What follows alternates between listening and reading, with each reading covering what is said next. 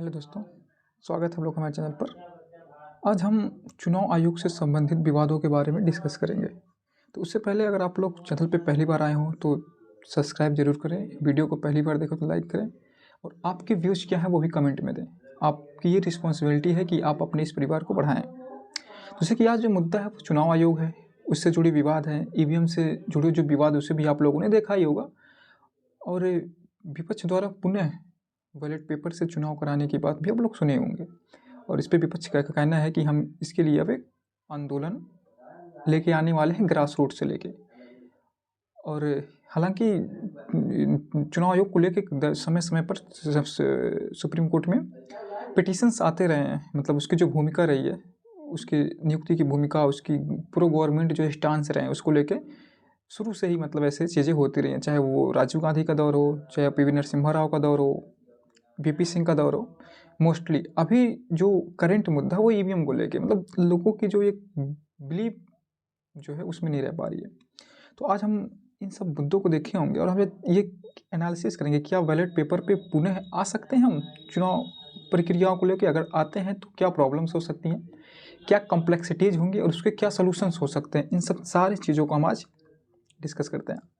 तो सब कुछ मुद्दों को देखेंगे, जैसे क्या चुनाव आयोग आज एक निष्पक्ष संस्था रह गया, इंडिपेंडेंट है, वो फेयर है। सेकंड, ईवीएम से चुनाव कराना विश्वसनीय है या नहीं। थर्ड है, क्या पुनः बैलेट पेपर से चुनाव पर आ सकते हैं। ये तीन मुद्दे हम बेसिकली आज उठाएंगे। तो फर्स्ट है, क्या चुनाव आयोग एक निष्पक्ष संस्था है। तुम देख लेते हैं चुनाव क्या है, पता होगा कि पहले हम देखते हैं कि चुनाव क्या है, ठीक है, और इसकी नियुक्ति कैसे होती है, काम क्या क्या है इसका, ये सारी चीज़ें देखते हैं। तो चुनाव आयोग एक 3 सदस्यीय संवैधानिक बॉडी है, आपको पता होगा, एक कॉन्स्टिट्यूशनल बॉडी है और जो 3 सदस्यीय है, यानी एक चीफ होता है और 2 इसके मेंबर होते हैं। हालांकि पहले जो था ये 1 सदस्यीय था, लेकिन 1989 में इसको 2 सदस्य किया गया, फिर इसको 1 सदस्य किया गया था, फिर 1993 में फाइनली ये 3 सदस्य 1993 से अभी तक है। ओके, तो इनकी नियुक्ति जो होती है वो एक कमेटी द्वारा होती है। जो नियुक्ति होती है मतलब चुनाव आयुक्त की नियुक्ति होती है कमेटी द्वारा होती है, जिसमें प्रधानमंत्री होते हैं, एक मंत्री होता है कैबिनेट का और लोकसभा का विपक्ष का नेता होता है। 3 लोग मिलकर इसको नियुक्ति करते हैं। उसका कार्य क्या होता है कि जो चुनाव है उसको शांतिपूर्ण कराना, मतदान केंद्रों का चयन करना, चुनाव सूची बनाना, चुनाव निरीक्षण करना, अधिकारियों की नियुक्ति, उनका ट्रांसफर, सारी चीज़ें करती है। आपको पता होगा, मतलब इसके पास ये पावर है कि ये भाई चुनाव को जिम्मेदारी पूर्वक कराए और शांतिपूर्वक कराए। इसीलिए आप लोग देखते होंगे कि चुनाव के टाइम पे चुनाव आयोग क्या करता है कि वो भी जारी करता है, चुनाव संहिता भी जारी करता है, जिससे शांतिपूर्वक चुनाव को कराया जा सके। लेकिन बेसिकली क्या होता है कि 2018 में इस गवर्नमेंट एक चुनाव आयुक्त की नियुक्ति करती है, जिनका नाम आप लोग भी जानते होंगे, अरुण गोयल था। उसको लेकर विपक्ष बहुत आक्रोश हो जाता है, बिकॉज उस टाइम पे चुनाव भी थे और 19 में सेंट्रल गवर्नमेंट का चुनाव था। तो लोग कहते हैं कि भाई सुप्रीम कोर्ट में अर्जी डालते हैं कि क्या हो कि जो ये है मतलब चुनाव आयुक्त हुआ, इसको भी एक पारदर्शी नियम बनाया जाए उसकी नियुक्ति को लेकर, जैसे कॉलेजियम है तो ऐसे कोई व्यवस्था दी जाए। तो सुप्रीम कोर्ट क्या करता है कि वो एक डिसीजन देता है कि अभी क्या होगा कि जो एक मंत्री है उसकी जगह कौन होगा, सुप्रीम कोर्ट का चीफ जस्टिस होगा। सुप्रीम कोर्ट को लगा कि अगर सुप्रीम कोर्ट की पार्टिसिपेशन होगी उसकी नियुक्ति में तो लोगों का जो बिलीव है निर्वाचन आयोग में, इलेक्शन कमीशन में, वो बढ़ेगा। लेकिन फिर इसलिए कमेटी बनाई जाती है जिसमें नियुक्ति के लिए प्रधानमंत्री, लोकसभा के पक्ष में नेता और सीजीआई उसमें शामिल होंगे। लेकिन गवर्नमेंट फिर क्या करती है, कानून लाती है, कानून के माध्यम से इसको बदल देती है और जो सीजीआई थे उनको उस प्रक्रिया से बाहर कर देती है। जब उस प्रक्रिया से बाहर हो गए सीजीआई, नॉर्मल सी बात है, लोगों की जो बिलीव है वो तो घटेगा ही। अभी मतलब लोकतंत्र में सबसे ज़रूरी क्या है, लोगों का विश्वास हो वहाँ पे। लेकिन अकाउंटेबल होने के लिए जो प्रोसेस है वो तो फेयर होना चाहिए, लेकिन इसलिए लोगों का जो मतलब विश्वास था उससे वो डगमगाने लगा। इससे पूरे चुनाव की प्रक्रिया की जो विश्वसनीयता है, जो ट्रांसपेरेंटी है, अकाउंटेबिलिटी, उस पर लोग सवाल खड़ा करने लगे।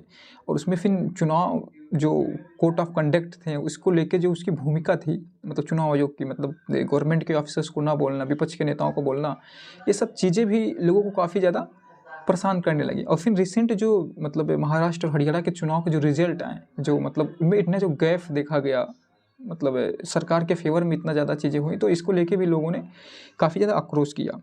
तो बेसिकली ये चुनाव आयोग ने, मतलब देख रहे हैं, जिसके ऊपर नियुक्ति की जिम्मेदारी है, जिसके ऊपर पूरा एक शांतिपूर्वक और निष्पक्ष चुनाव कराने की जिम्मेदारी, वो तो खुद ही गवर्नमेंट के इंटरफेरेंस में, बिकॉज निर्णय तो बहुमत से होता है, गवर्नमेंट का निर्णय बहुमत है। तो ट्रांसपेरेंसी हम उसका कितना एज्यूम कर सकते हैं, वहाँ पर कितना हम आशा कर सकते हैं। और बेसिकली आपने देखे होंगे मतलब जब 22 का चुनाव हुआ था यूपी लोकसभा का, तो विपक्ष ने मतलब अखिलेश यादव ने ये मुद्दा उठाया था कि जो चुनाव आयोग चुनाव जो सूची होती है नामावली, उसमें से बहुत से जो वो हैं उनकी नाम ही काट दिया गया था, लाइक मुस्लिम और जो यादव वोटर्स हैं उनका नाम काट दिया गया था। तो इसको भी एक मुद्दा बनाया गया था, लेकिन चुनाव आयोग ने इस पर कोई सफाई नहीं दी। तो दूसरा ईवीएम एक विश्वसनीय, नॉर्मली हम जानते हैं कि एक इलेक्ट्रॉनिक गैजेट है, तो इसको बहुत बड़ी बात नहीं इसको हैक करना, तो इसलिए उस पर विश्वसनीयता की कमी रहती ही रहती है। ठंड है, तो क्या बैलेट पेपर पर वापस आ सकते हैं?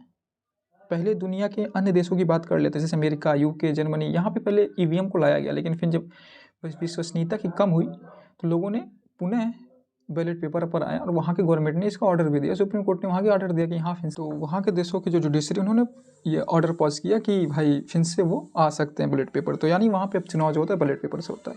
हाँ, ये प्रॉब्लम है कि जो ये बैलेट पेपर है तो काफ़ी कॉम्प्लेक्सिटीज इसमें है। हमारे यहाँ जो वोटर टर्नआउट हो काफ़ी ज़्यादा है, मोर देन 90 करोड़ वोटर्स, उसके बाद ये काफ़ी टाइम टेकिंग हो जाता है हमारे यहाँ। तो लेकिन हमें भी ये सोचना चाहिए कि जो चीज़ गवर्नमेंट का आधार है, बेस है, अगर वही ट्रांसपेरेंट नहीं है, वो प्रोसेस ही ट्रांसपेरेंट नहीं है, तो लोगों का कितना विश्वास वहाँ पे रुका रहेगा।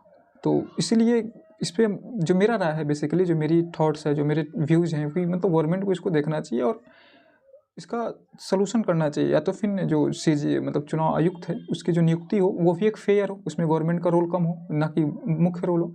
या तो फिर जो वापस बैलेट पेपर पे आ जाए, दोनों में से कोई एक हो सकता है। बिकॉज नॉर्मल सी बात है, जो हमारा आधार है, जो हमारा बेस है, अगर वही नहीं सही होगा तो वो कितना ज़्यादा इंडिपेंडेंट होगा ये आप भी जानते हैं।